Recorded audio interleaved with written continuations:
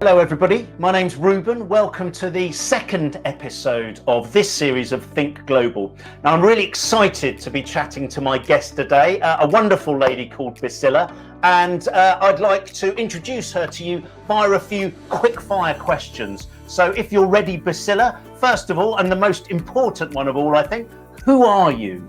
Bisila Bokoko, former executive of the Spain-US Chamber of Commerce, CEO of BBES. So, Bisila, lovely to meet you.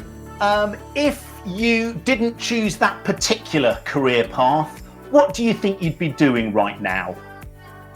Probably I will be an actress or a writer. These are things that I really enjoyed doing when I was a little kid. Brilliant. So one more little question to kick us off with.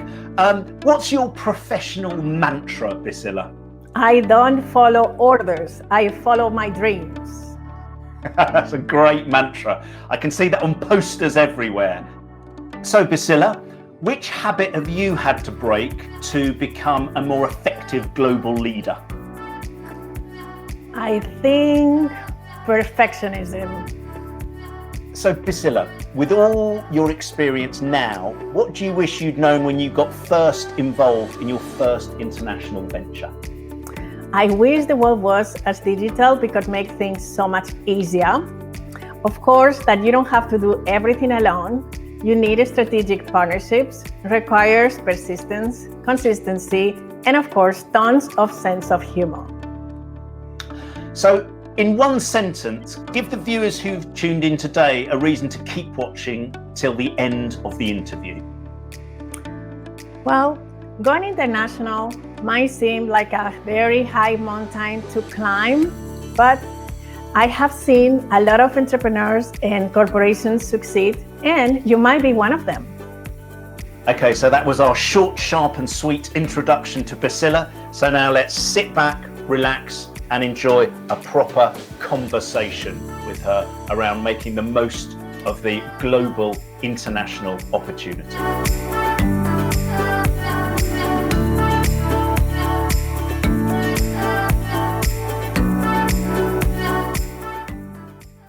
So in the first episode of Think Global, we talked about seizing the opportunity for international growth, an opportunity partly driven by the accelerated digitization brought on by the pandemic, which, as I think you've started to allude to, helps companies extend their reach outside of their domestic markets. Now, before we dive into the how to do it, the making the most of that opportunity, particularly from an operational standpoint, I'd like to get your take on something that I guess is front of mind for many of the people watching today, which is the peak holiday season that's so important for so many businesses and is coming up very soon.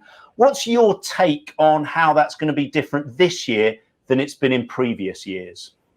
So depending on how this early fall unfolds, we will see what to expect during the holiday season.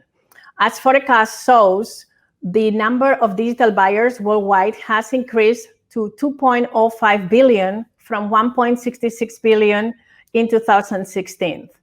Also, data is telling us that in the United States, as of June 25th, the number of shopping apps revenue has increased, has doubled since the COVID-19 started in mid-March.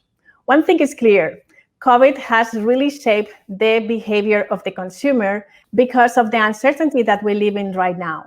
So marketers and companies have to take into account several things. For example, personalized mobile-focused shopping experiences, to also take into account about the younger consumer being more conscious about ethical consumption. We also need to look into the possible changes in the trade agreements. This will bring an opportunity to countries to be part of the global trade arena. And also, due to the disputes that we haven't seen in experience since last year, developing countries, for the first time, they might have an opportunity to be part of the global trading networks. So to your point, we need to bear in mind some changes, but nevertheless, the opportunity is there. Now, Bisila, as well as helping many organizations seize the opportunity to grow internationally, you're also an international business leader yourself. I happen to know I can get Bisila wines and cava here in the UK from your vineyards in Spain. So if we do want to take this opportunity and make the most of the holiday peak outside of just our domestic market, where do we start? I think the first point is to ask ourselves if we do have the infrastructure to go international or the capacity to build one. That's number one thing. Secondly, is our product fit to the market? Let me just give you an example just for you to know what happens when we don't look at these points. I know a company that produces turrón. Turrón is Spanish nougat, delicious, that is mostly consumed during Christmas time. And they got a big order from the United States. And what happened is that when they did a forecast about how the sales will go, they realized this important that they might need more quantities. And when they placed the order, this company was not able to satisfy the demand and also on the timing that it was required. So not only that, it's also the fact that they didn't really take a look at the packaging. So the packaging was stating the weight of the product in grams instead of ounces. And in the United States, it's required to be in ounces. But let me tell you something more. The pricing was not in US dollars, according with the conversion rates of the time, which it's very confusing here when you just give prices. And when the product arrived in custom, one of the pallets contained fruit turrón, and that has food coloring. And it was an item that it was not approved by the FDA, the Food and Drug Administration. What happened was that this pallet, it was not able to be released from the customs, and they lost a tremendous opportunity, and this opportunity never came back. Another thing that is important to look is try to select the countries that you're gonna go to do your business.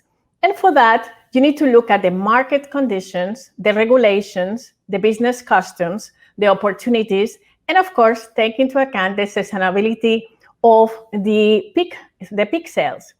For example, a peak sale in China is November 11, which is Singles Day. In India is November 14, that they celebrate Diwali. November 16 in Mexico, they do El Buen Fin. And in UAE is White Friday, which is in November 27. And December 26, Boxing Day, which is celebrated in UK, Canada, New Zealand, Australia, and South Africa. So we need to also take all these big days into account in order to really put our strategies together to really make it happen. So that's obviously an awful lot to think about there. And I know having a really robust operational plan will help enormously. So where should we start in terms of that plan? What are the key elements we should be looking to focus on?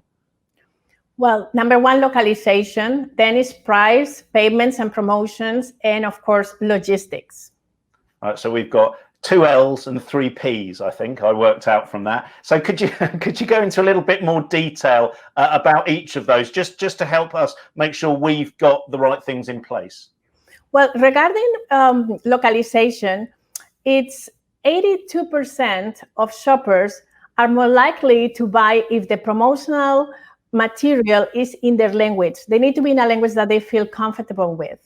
So to get localization right, it is very important that we really connect and attract the ideal customer through wording and images. And it is important to do so they don't have the feeling that they just land in the wrong place. Can I tell you a story? Please do. I know this fashion designer, amazing fashion designer, that she just launched a beautiful spring collection, a spring-summer collection. And for the first time, she decided that she will have swimwear. This fashion brand in particular was very highly regarded in the Middle East. And what happened is that when they launched the campaign, the customers felt that this was too controversial because the model selected was showing too much skin for the culture. And they considered the landing page to be offensive. So this is very important when it comes to localization, that we ask ourselves, is this product right for the market? And also, if I'm having the right price. This takes me to the next point, to speak about the payments. Also, 67% of people, when they don't find a way of payment that is possible to use in the local markets, they abandon the cards. You don't want to lose almost half of your potential of sales. So in order to avoid that, you need to really make the checkout procedure as easy as possible. To do that, maybe you could allow the client to just go through the process without registering. Also, allow them as many payments possibilities as possible. I think that it's important that because people have not so much patience. So if they don't find immediately what they're looking for, they just go.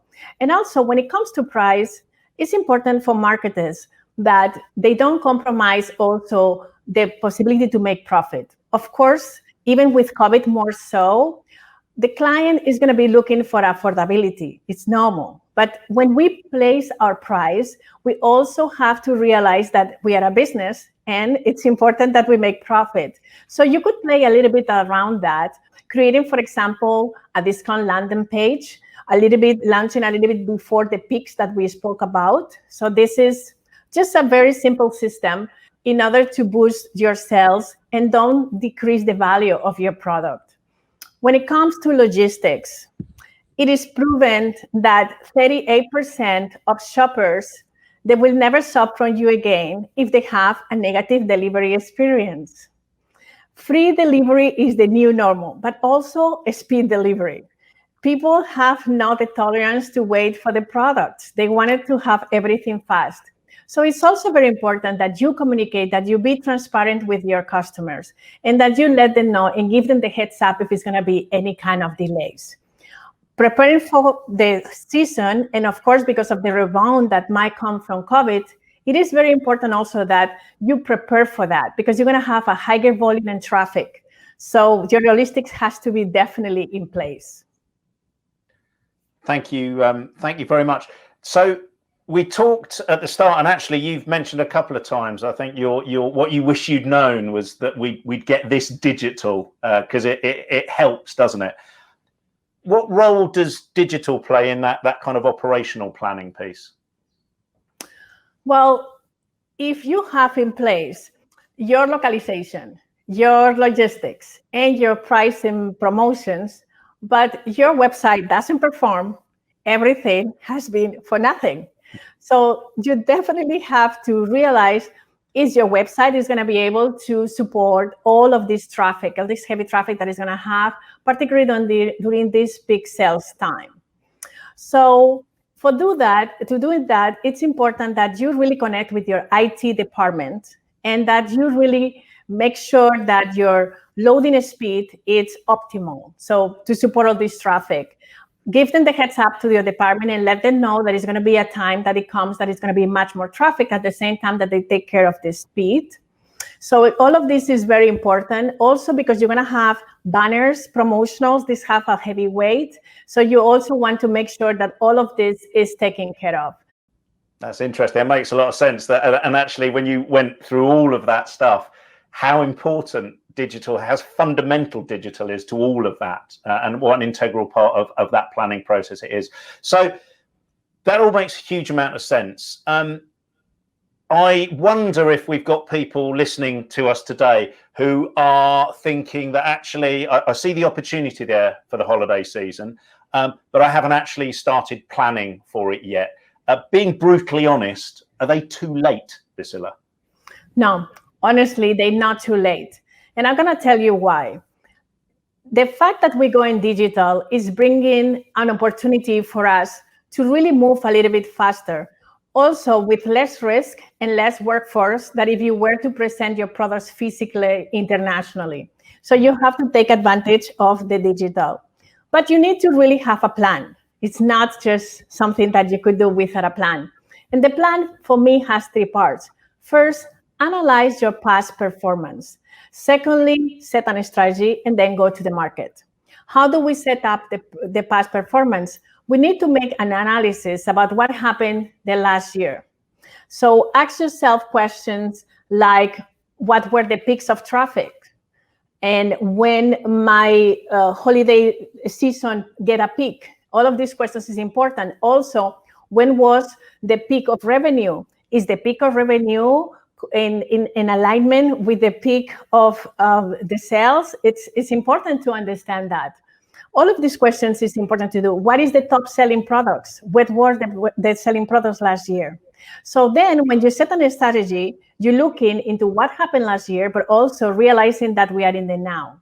This requires a lot of flexibility and adaptability because we are facing unknown things. So in this case, your strategy has to be fast.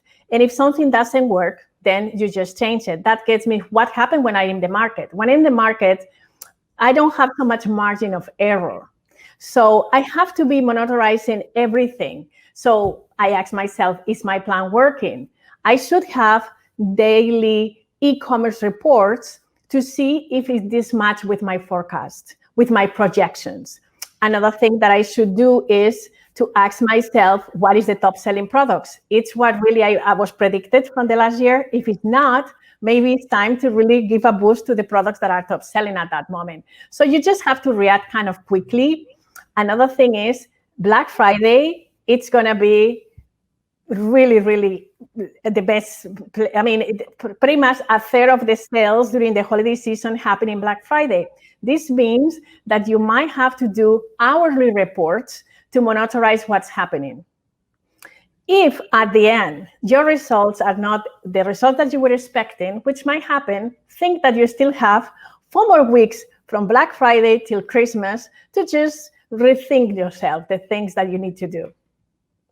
That makes sense. It's interesting. So you need to have, on one hand, you need to have a really robust plan and stick to it. But at the same time, you need to keep revisiting that plan to make sure that it remains right and to be agile enough to tweak it where necessary.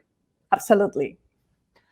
So one of the things you talked about in the earlier was the importance of price and promotions, etc.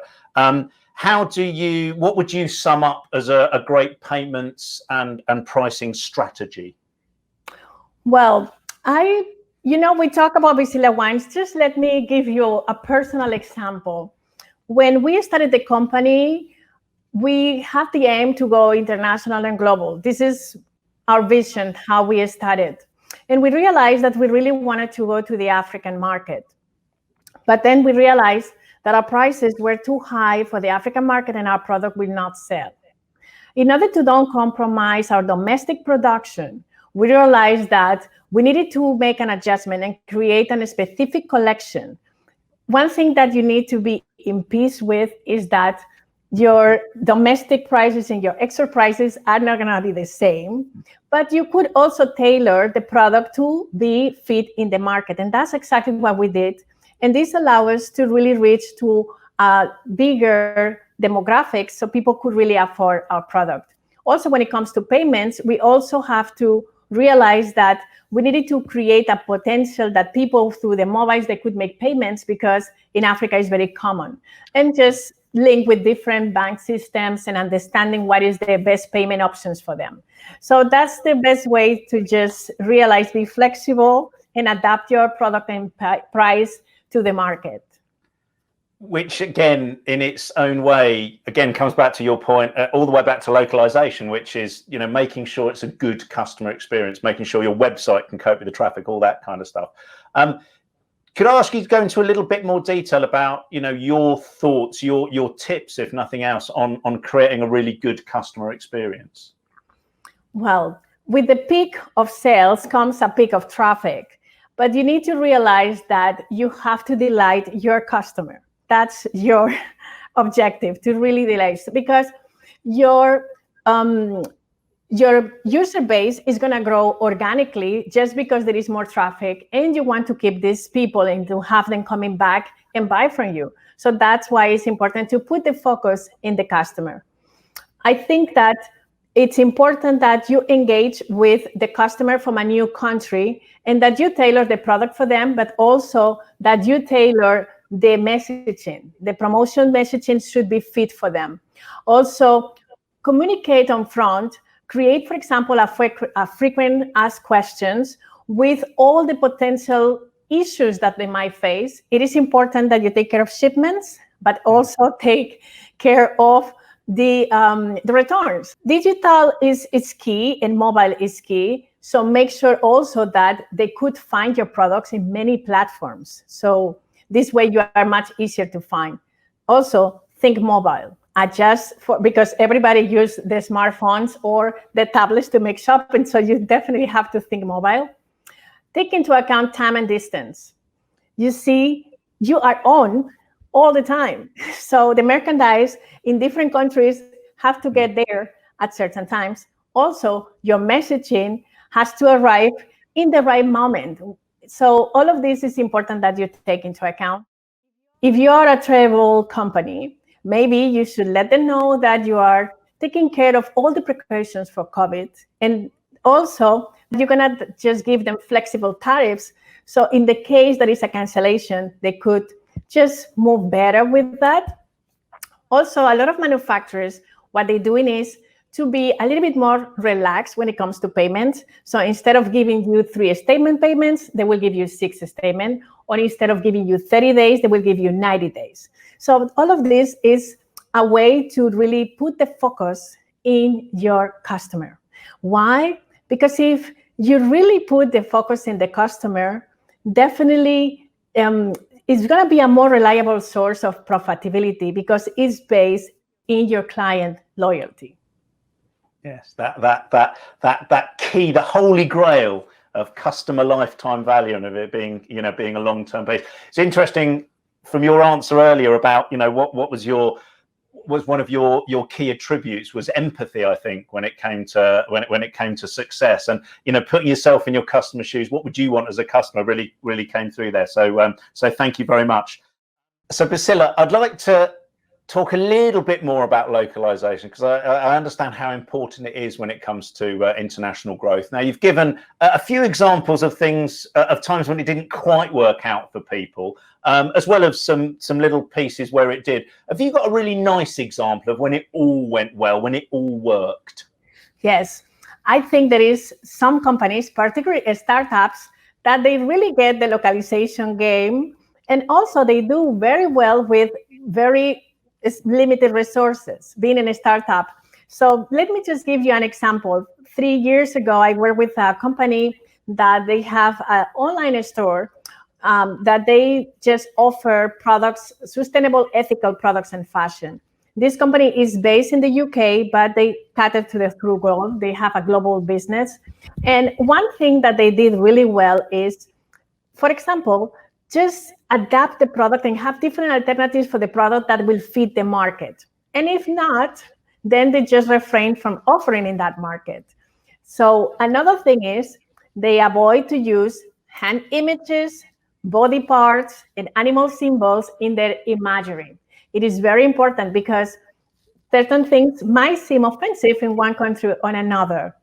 When it comes to colors, by different cultures, we have a different perception of colors. So they also make sure that when they develop in their apps, they know that it's not going to be the same reaction towards a color in China that is going to be in the US or in Europe. So all of this is ways to really do the localization. And also to optimize results, what they do is to try to have a source that could serve to as much of multiple cultures as possible. And never compromise your quality. Take care of your imagery, your creativity. So take care of that, because you don't want to be remembered by the wrong reasons. So it's good that you also take care of your creatives. Makes an awful lot of sense.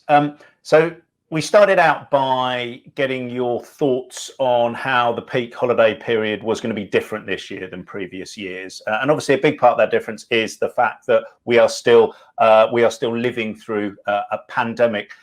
What difference is COVID-19 going to make to the peak season this year? What should we be aware of? What should we be looking out for? Well, one thing is for certain, this Black Friday is going to be play out not only in the shopping malls, but also in our mobile devices and in our laptops. And we're going to see a very huge traffic, not only for retailers, but for everybody. And when it comes to COVID, we know that it has changed the behavior of the customer. And because people is just buying more online, we have seen really that there is an increase. So all of the predictions are going to tell us that, yes, that this year is going to be completely different from other years. And just to look roughly at some numbers in the US, only during the COVID time, the e-commerce has been 7% higher than the seasonal holiday 2019. So all of the predictions are telling us that this year is going to definitely hit and higher. For doing that, I think that it's important that businesses really need to stack the chips in their favor and invest in e-commerce optimization, because people want to have a wonderful experience when they come to your online store. So give them that experience so they don't get disappointed. And in this case, make sure that your website is safe and is reliable. So thank you so much, Bisila, for all you've shared with us, all of the insights and wisdom you've passed on. I'd like to finish, if I may, with possibly the hardest question of this whole interview, which is to try and sum up everything we've talked about so that we are setting everyone else up for success when it comes to international growth. Well, nowadays, for companies to be successful, there is no better way than really expand their wings past the limits of the domestic markets in order to reach larger audiences around the world. I've been for over 20 years helping companies to go overseas. And I see that now at this time is more essential due to the challenges that we are facing, that for companies to be successful, that really set up international operations in order to really optimize results. Well, going global matters. The world has become virtual, bringing everything to our doors constantly. So don't let the fear of the unknown to really hold you back. We all have to cope with these times of uncertainty. But if you really apply some of the resources that we have shared here today in this platform, you will see your company going from local to global in record time. What a great way to end. Once again, thank you so much, Bisila. It's been an absolute pleasure talking to you, a real joy, and so many useful bits of information there. So thank you so much. As Bisila said, there's loads more resources on this platform. So that's one of the three things I'd like to say at the end. Number one, please do tap into those resources. Click on the resources tab at the top of the screen. Takes you through to be able to access loads of free tools and information, including Google Market Finder. Do let us know, as always, what you thought of this, if you found it useful, and what other pieces of content you'd like to see in future by clicking on the right of your screen.